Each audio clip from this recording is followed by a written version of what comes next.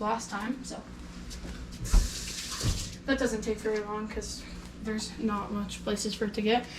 So then you're gonna squeeze, put this like on here, make sure it's straight again, which this blender is giving me trouble. Hopefully, there you go. Just get it on there. You're gonna want to put it in here.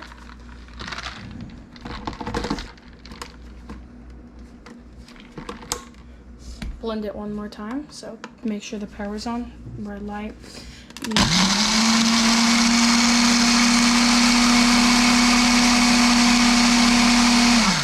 You want to blend this until, so when you put the evaporated milk,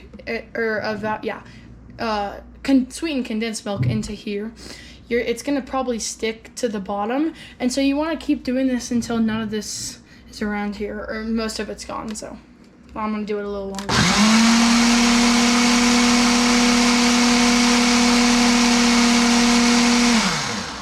You see how most of that's gone? Like, there's still a little bit, but most of it's gone. You want it to be almost this creamy consistency. You're gonna turn your thing off, and you are going to take this, and this can fill about 2 of these, but I'm only making 1, so I'll have later access to it if I'm thirsty later. It's very refreshing.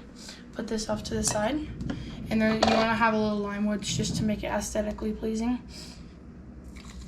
Just want to. That is about the amount you need. So as you can see, I have the excess.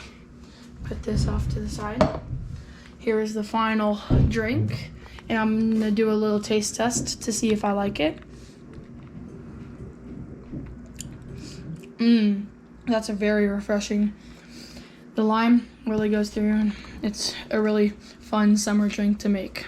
All right, well, thank you very much. And it looks like you got some left over when you get that one down. Thanks very much for watching, and if you're in the mood to subscribe, there's a brown icon right there. If you can press that, we'd both appreciate it. And thanks for watching, and we'll see you next time.